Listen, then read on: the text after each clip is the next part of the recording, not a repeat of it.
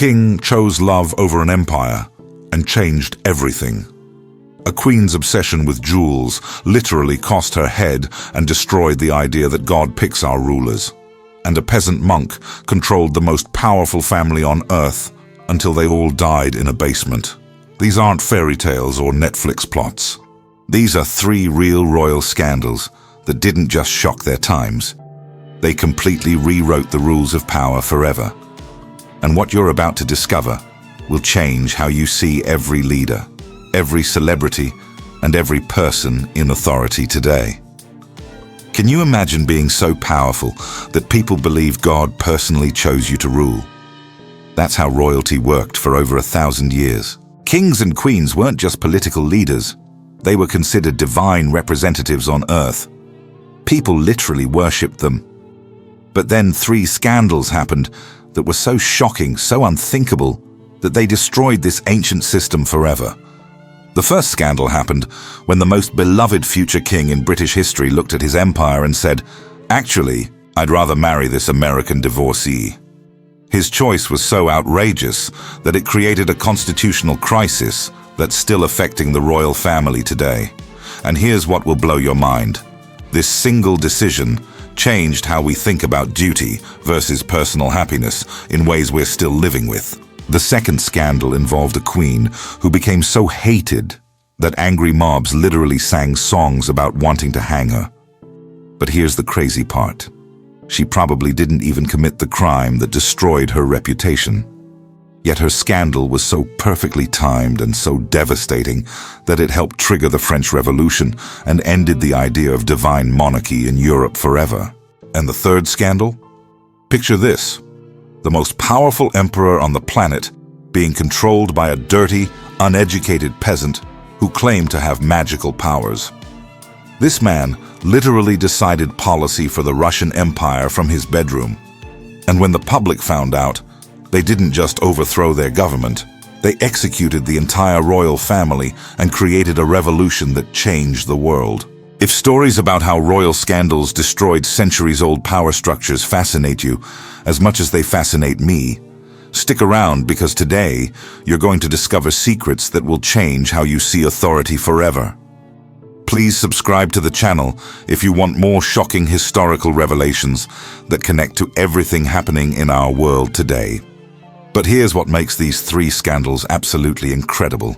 They each represent a different way that power can completely collapse. The first shows what happens when personal choice destroys duty. The second proves how public perception can literally kill divine authority. And the third reveals what occurs when the powerful become dependent on the powerless. By the end of this video, you'll understand why modern politicians are terrified of scandals, why celebrity culture exists, and why we question authority in ways our ancestors never could have imagined. So let's start with a king who had everything and threw it all away for love.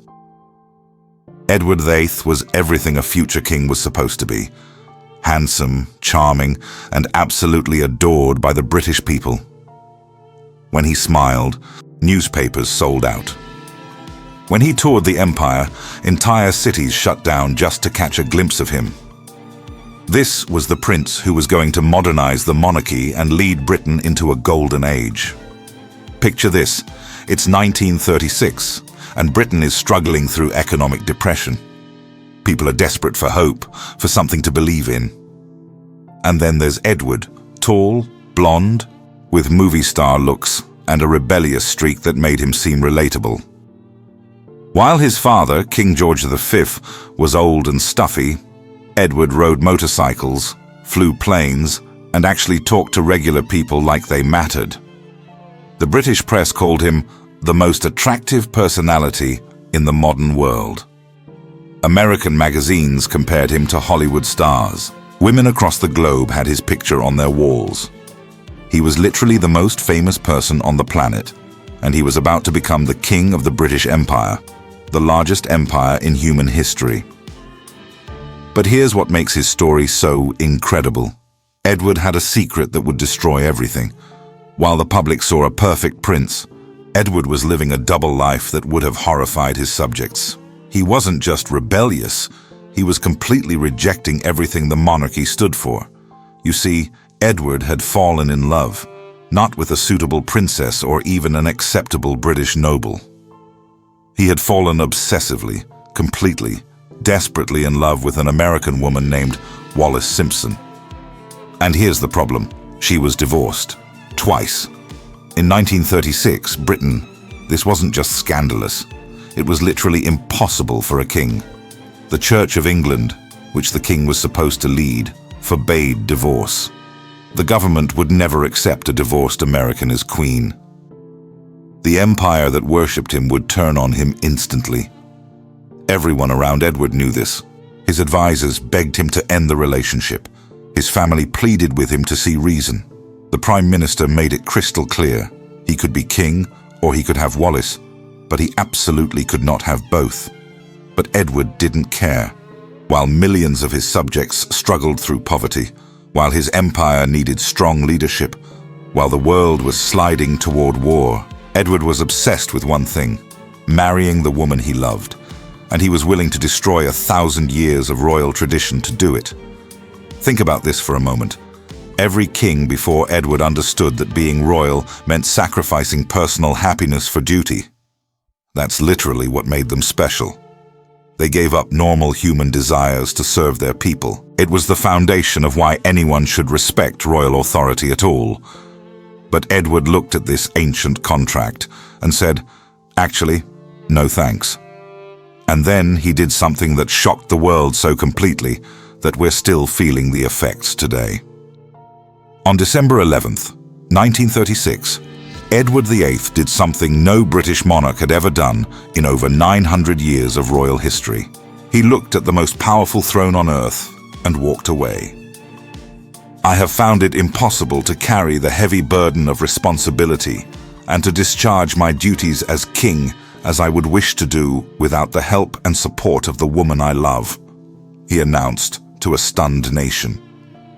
With those words, Edward didn't just give up his crown, he shattered the entire foundation of royal authority. Think about what this meant. For centuries, kings and queens had endured loveless marriages, personal misery, and complete sacrifice of their individual desires, because that was the price of power. They convinced their subjects to obey them by proving they were different from ordinary people, that they put duty above everything else, including their own happiness. But Edward chose love over empire. He chose personal fulfillment over public service. He chose to be a regular human being instead of a divine king. And in that moment, he accidentally invented the modern world. Because here's what's absolutely wild. Edward's choice didn't just shock Britain. It changed how everyone thinks about authority forever. Before 1936, leaders were supposed to sacrifice everything for their position. After Edward, we started expecting our leaders to be authentic, to follow their hearts, to be real people, just like us. The immediate reaction was chaos. The British government had never planned for a king to just quit. The church was horrified that he'd chosen a divorced woman over his sacred duty. The empire was confused about what this meant for their loyalty and identity. Newspapers didn't even know how to report it. No one had words for a king voluntarily giving up absolute power. But the long-term impact was even more revolutionary. Edward's abdication proved that royal authority wasn't actually divine or permanent. It was just a job that someone could choose to quit. If the king himself didn't believe in the sacred nature of monarchy enough to sacrifice his personal happiness, why should anyone else? This is why modern royalty looks so different from historical monarchy. Today's royals constantly have to prove they're relatable and authentic. They give interviews about their feelings, admit their struggles, and try to seem like normal people who just happen to live in palaces. That's all because of Edward. He accidentally created the expectation that even the most powerful people should prioritize their personal truth. And here's the crazy part. Edward's choice to put love over duty is now considered romantic and admirable. We've completely flipped our values. Personal authenticity became more important than sacrifice for the greater good. But if you think Edward's scandal changed everything, wait until you hear about a queen whose obsession with luxury and image didn't just cost her the throne. It literally cost her head and destroyed the entire concept of divine monarchy in Europe. Because what happened to Marie Antoinette makes Edward's love story look like a fairy tale. Marie Antoinette arrived in France as a 14-year-old girl with one job: secure the alliance between Austria and France by marrying the future King Louis XVI. What nobody predicted was that this teenage princess would become the most hated woman in French history and accidentally trigger the French Revolution. From the moment Marie Antoinette set foot in Versailles in 1770, she was an outsider. The French court immediately nicknamed her l'Autrichienne, the Austrian, and they said it like a curse word. France had been at war with Austria for generations, and now their future queen was Austrian royalty. Already, people were suspicious, but Marie Antoinette made everything worse by refusing to adapt to French customs. While French queens were expected to be modest, reserved, and focused on producing heirs, Marie Antoinette wanted to have fun. She threw elaborate parties, gambled enormous amounts of money, and surrounded herself with young nobles who cared more about fashion than politics. The French people were struggling with poverty, high taxes, and food shortages. Meanwhile, their future queen was spending fortunes on dresses, shoes, and jewelry. She built a fake peasant village at Versailles where she could play pretend at being a simple country girl, while real peasants were starving in the streets of Paris. Here's what made this so dangerous. Marie Antoinette wasn't just being extravagant, she was destroying the careful image management that kept the monarchy alive. French kings had always justified their absolute power by claiming they ruled by divine right, that God had chosen them to lead France. But divine authority requires mystique, respect, and the appearance of being above ordinary human weaknesses. Marie Antoinette shattered all of that. She made the royal family look petty, shallow, and completely disconnected from their subjects' suffering. When people saw their queen spending more on a single dress than most families earned in a lifetime, the divine right of kings started looking like a ridiculous joke. Guys, if you're loving this journey through scandals that changed history forever, please subscribe to the channel, because what I'm about to tell you next is going to blow your mind. Marie Antoinette's downfall wasn't just about being out of touch.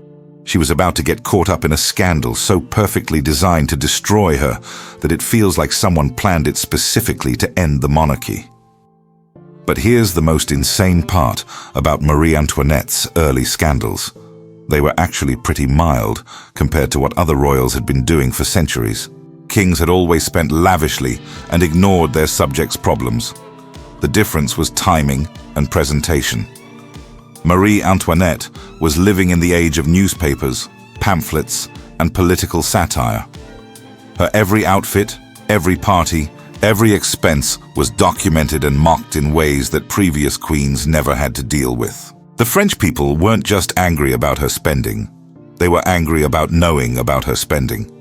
Information was power, and for the first time in history, regular people had detailed information about what their rulers were actually doing behind palace walls.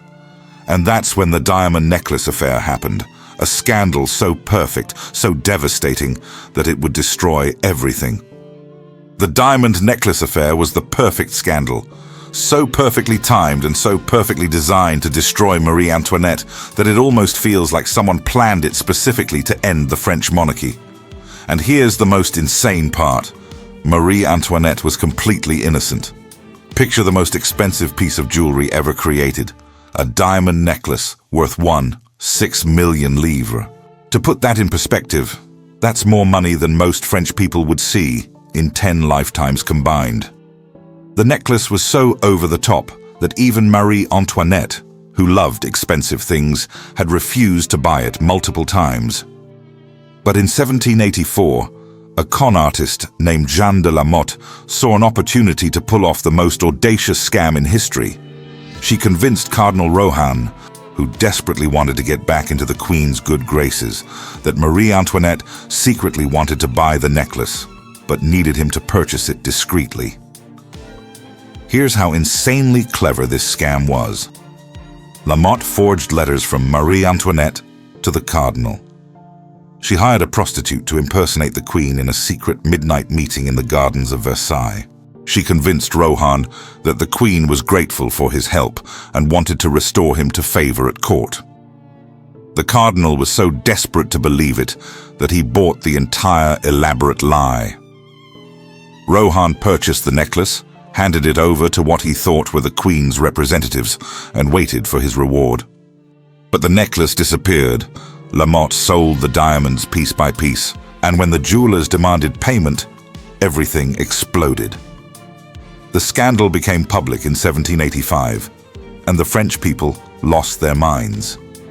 Even though Marie Antoinette had nothing to do with the scam, even though she was the victim of an elaborate con, the public absolutely refused to believe her innocence.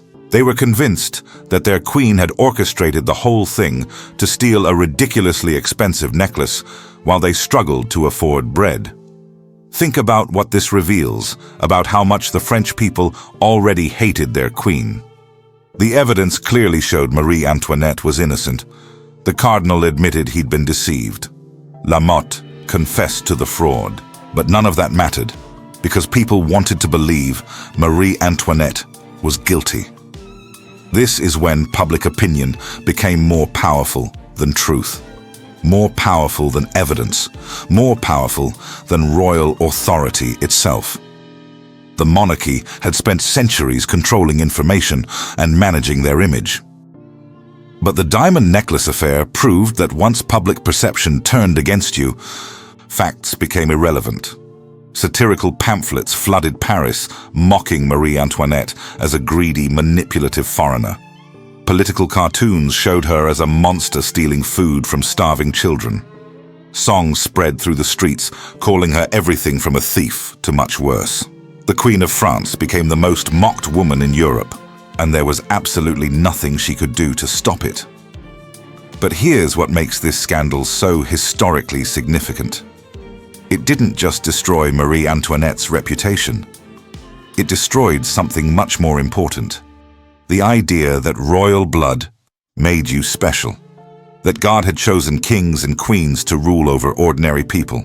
Because once people start laughing at their rulers, instead of fearing them, the entire foundation of monarchy crumbles. The diamond necklace affair didn't just embarrass Marie Antoinette. It killed the divine right of kings forever. And once that ancient idea died, there was no going back. For over 1,000 years, European monarchs had ruled based on one simple concept. God personally chose kings and queens to represent his will on earth. This wasn't just politics, it was theology. Disobeying your king wasn't just rebellion, it was literally sinning against God himself. People genuinely believed that royal blood carried divine power, that kings could cure diseases with their touch, that queens were earthly representatives of the Virgin Mary. But after the diamond necklace affair, French people looked at Marie Antoinette and saw something completely different. They didn't see a divine representative. They saw a greedy, foolish woman who got caught up in an embarrassing scam. They didn't see sacred royal blood. They saw an ordinary human being making ordinary human mistakes. This psychological shift was revolutionary. Once people started thinking, wait, maybe the Queen is just a regular person who happens to live in a palace. The next thought was inevitable. Maybe we don't actually need kings and queens at all. The revolutionary pamphlets that flooded Paris after 1785 weren't just attacking Marie Antoinette personally, they were attacking the entire concept of monarchy. Writers asked questions that would have been literally unthinkable before the scandal. Why should anyone rule just because of their bloodline? Why do we need kings when they clearly aren't any smarter or better than regular people? If God really chose our rulers, why are they so obviously flawed and corrupt? Here's what makes this so historically significant. The French Revolution didn't start because people were hungry, even though they were. It didn't start because of unfair taxes, even though those existed. It started because Marie Antoinette's scandals had already destroyed the psychological foundation that made monarchy possible. By 1789, when the revolution officially began, French people had already spent years laughing at, mocking, and questioning their queen.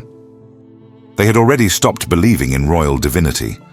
They had already concluded that their rulers were just ordinary, flawed humans who happened to inherit power. The political revolution was just the logical conclusion of a mental revolution that had already happened. And here's the crazy part. This mental shift spread across all of Europe. Other monarchs watched what happened to Louis XVI and Marie Antoinette and realized that divine right was dead everywhere, not just in France. The idea that God chose kings became a relic of the past. Even monarchs who kept their thrones had to find new ways to justify their power. Modern constitutional monarchy, where kings and queens serve as symbolic figures rather than absolute rulers, exists because of Marie Antoinette's scandals. The entire concept of elected democracy became possible because people stopped believing their leaders were chosen by God. But if you think the French Revolution was the most dramatic end to royal power, wait until you hear what happened in Russia. Because while Marie Antoinette lost her head, the last Russian Tsar lost something even more important. He lost control of his own palace to a peasant who claimed to have magical powers. And that's when the most powerful empire on earth became a complete joke. Nicholas II was the most powerful man on earth, ruling over 1/6 of the world's land and 130 million people. He controlled the largest army in history, commanded unlimited wealth, and was considered by his subjects to be God's representative on earth. But he had one fatal weakness that would destroy everything. He was completely, utterly, hopelessly incompetent. Picture this. It's 1894, and Nicholas becomes Tsar of Russia at age 26. He inherits an empire so vast that it spans 11 time zones, from the borders of Europe all the way to the Pacific Ocean. His subjects don't just respect him, they literally worship him. Russian peasants believe the Tsar is chosen by God, that he can do no wrong, that obeying him is a sacred duty. But Nicholas never wanted to be Tsar. He was shy, indecisive, and completely overwhelmed by the responsibility. While other European monarchs were learning to adapt to modern politics, Nicholas clung to the belief that he could rule like his ancestors, through absolute power and divine authority, without listening to advisors or understanding his people's needs. And then disaster after disaster started happening. Disaster. Nicholas led Russia into a catastrophic war with Japan in 1904 and lost to a country everyone considered inferior. He mishandled the 1905 revolution so badly that he nearly lost his throne. When World War I began, he personally took command of the Russian army and turned manageable defeats into complete catastrophes. But here's what made Nicholas's incompetence so uniquely dangerous. He wasn't just failing as a military leader or politician, he was failing as a husband and father in ways that would destroy the mystique of royal power forever. Nicholas's son Alexei had hemophilia, a genetic condition that meant any injury could cause potentially fatal bleeding. In early 1900s Russia, there was no medical treatment for this condition. The royal doctors were helpless. The Tsarina Alexandra was desperate. And that desperation made the royal family vulnerable to someone who claimed he could help. Enter Grigory Rasputin, a peasant from Siberia who was dirty, uneducated, and claimed to have healing powers. Everything about Rasputin should have made him unacceptable to the royal family. He was exactly the kind of person that Tsars had ruled over for centuries, a nobody from nowhere, with no education, no noble blood, no social standing whatsoever. But Rasputin could apparently stop Alexei's bleeding episodes. Whether through hypnosis, luck, or actual medical knowledge, whenever the royal family called for Rasputin during a crisis, he somehow helped the boy recover. And that gave a peasant power over the most powerful family on earth. Think about how insane this was. The Tsar ruled Russia because Russians believed God had chosen the royal family to be superior to ordinary people. But behind closed doors, that same royal family was begging an ordinary peasant to save their son. The divine rulers of Russia were dependent on someone they were supposed to be superior to. And when the Russian people found out that their God-chosen Tsar was taking orders from a dirty peasant monk, everything they believed about royal power collapsed completely. But what happened next was even more shocking. Because Rasputin didn't just influence the royal family, he literally started running the Russian Empire from his bedroom. Grigory Rasputin didn't just influence the Russian royal family, he literally controlled the Russian Empire. A dirty peasant from Siberia was making decisions that affected 130 million people, while the Tsar, supposedly chosen by God, did whatever Rasputin told him to do. Here's how completely insane this situation became. Rasputin would receive visitors in his apartment, listen to their requests or complaints, and then call the palace to give orders. Government ministers who had spent their entire careers climbing the ranks of Russian nobility were getting their instructions from a man who could barely read and write. Want to get a government position? You had to convince Rasputin. Need a business license? Rasputin decided. Want a military promotion? Rasputin made the call. The peasant monk had become more powerful than cabinet ministers, generals and nobles who could trace their bloodlines back centuries. And the royal family wasn't just allowing this, they were actively defending it. When government officials complained about Rasputin's interference, Tsarina Alexandra would fire the officials instead of controlling Rasputin. When military leaders protested that a peasant was influencing war strategy, Nicholas sided with Rasputin over his own generals. Think about what this meant for the foundation of royal authority. The entire justification for monarchy was that royal blood made you superior to ordinary people. Kings ruled because God had elevated them above peasants, nobles, and everyone else. But in Russia, that hierarchy had been completely flipped upside down. The most powerful peasant in history was giving orders to people who believed they were chosen by God. And those supposedly divine rulers were obeying him because they needed him to keep their son alive. The Tsar of all the Russias had become dependent on the exact type of person he was supposed to rule over. But here's what made this scandal absolutely devastating. It wasn't secret. By 1915, everyone in Russia knew that Rasputin was controlling their government. Newspapers published stories about it. Political cartoons mocked the royal family's dependence on the peasant monk. People told jokes about how the real Tsar of Russia was an unwashed peasant from Siberia. The psychological impact was revolutionary. If a peasant could control the Tsar, then maybe peasants were just as good as royalty. If the royal family needed help from ordinary people, then maybe royal blood wasn't special at all. If God's chosen rulers were taking orders from someone they were supposed to be superior to, then maybe the entire system was a lie. Russian soldiers fighting in World War I started asking why they should die for a Tsar who couldn't even control his own household. Russian workers wondered why they should obey nobles who were less powerful than a peasant. Russian intellectuals questioned whether they needed a royal family at all. And when Russian people started believing that peasants could rule better than Tsars, the Russian Empire was doomed. Because by 1917, the Russian people had stopped believing in royal superiority entirely. They looked at their incompetent Tsar, his hysterical wife, and their peasant advisor, and decided they could do better themselves. And then they proved it in the most dramatic way possible.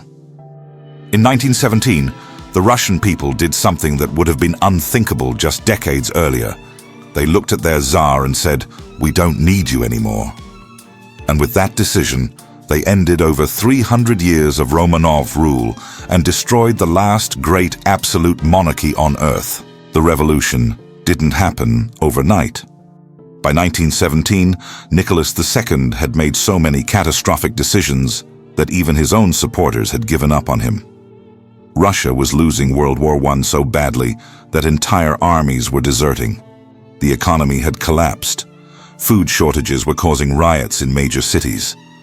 And meanwhile, the Tsar was still taking advice from Rasputin's influence on his family. When bread riots began in St. Petersburg in February 1917, something unprecedented happened. The army joined the protesters instead of defending the Tsar. Think about what this means. For centuries, Russian soldiers had been willing to die for their Tsar because they believed he was chosen by God. But by 1917, those same soldiers looked at Nicholas and saw just an incompetent man who had led them into disaster after disaster. The psychological transformation was complete. The mystique of royal power that had sustained Russian monarchy for over 1,000 years had been completely destroyed by scandals, incompetence, and the humiliation of being controlled by a peasant. Nicholas II abdicated in March 1917, becoming the first Tsar in Russian history to voluntarily give up power. But unlike Edward VIII, who walked away to live a comfortable life in exile, Nicholas had nowhere to go. The Russian people weren't just rejecting their king, they were rejecting the entire concept of monarchy forever. What happened next changed world history. The provisional government that replaced the Tsar was overthrown by Vladimir Lenin and the Bolsheviks in October 1917. And the Bolsheviks didn't just want to change Russia's government. They wanted to eliminate the very idea that some people were born to rule over others.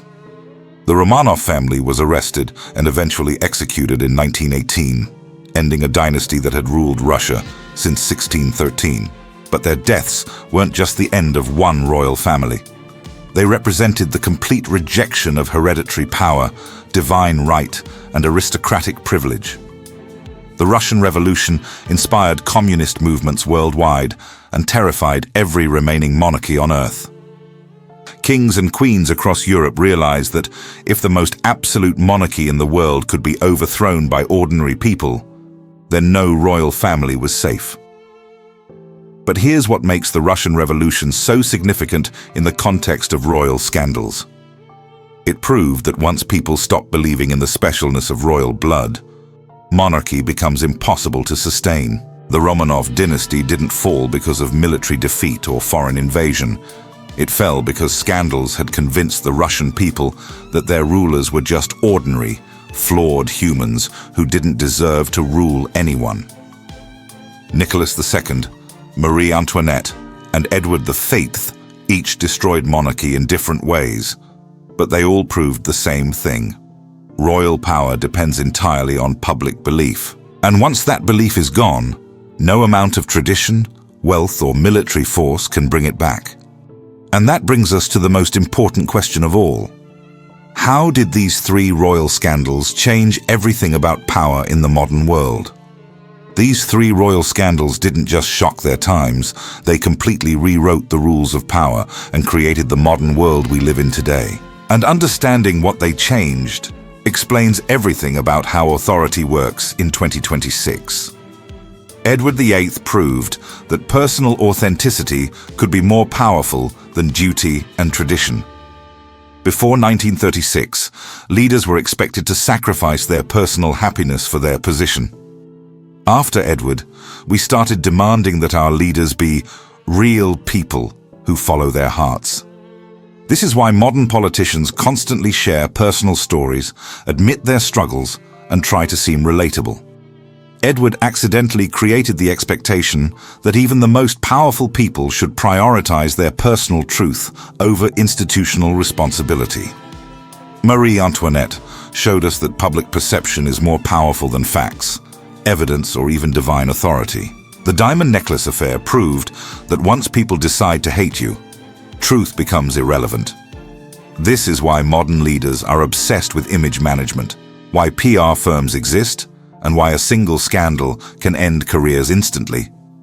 Marie Antoinette also killed the divine right of kings forever, making democracy and elected government possible across the entire world. And the Romanov scandals revealed that power relationships can be completely flipped when the powerful become dependent on the powerless. Rasputin's control over the Tsar showed that competence and usefulness matter more than bloodline or tradition. This is why modern authority is based on expertise and results rather than inheritance or divine appointment. But here's the most important thing these scandals teach us. All authority is ultimately psychological. Edward VIII, Marie Antoinette, and Nicholas II weren't overthrown by superior military force or foreign invasion. They lost power because people stopped believing they deserved to have it. This is why modern leaders are terrified of scandals in ways that historical kings and queens never were. Before these three cases, royal authority was considered permanent and divinely protected. After them, everyone in power knows that public opinion can destroy them instantly. Think about how this applies today. Politicians resign over personal scandals that have nothing to do with their job performance. CEOs get fired for tweets that anger customers. Celebrities lose endorsement deals for saying the wrong thing. None of this would make sense in a world where authority was considered permanent and divinely protected. We live in a world where power is temporary, conditional, and completely dependent on public approval. That's the direct result of these three royal scandals, proving that even the most absolute authority could be destroyed by personal choices, public perception, and loss of mystique. So which of these three scandals do you think was the most historically significant? Edward's choice of love over duty, Marie Antoinette's destruction of divine monarchy, or Rasputin's complete inversion of royal power? Comment below, because I read every single one. And if you want more stories about how individual scandals changed the entire course of human history, please subscribe to the channel and hit the bell, because next week I'm bringing you 3 religious scandals that were so shocking they literally split Christianity apart and created the modern world. Trust me, what medieval popes were doing behind closed doors will make these royal scandals look absolutely tame. The past is never really past. It's still shaping everything about how we live today.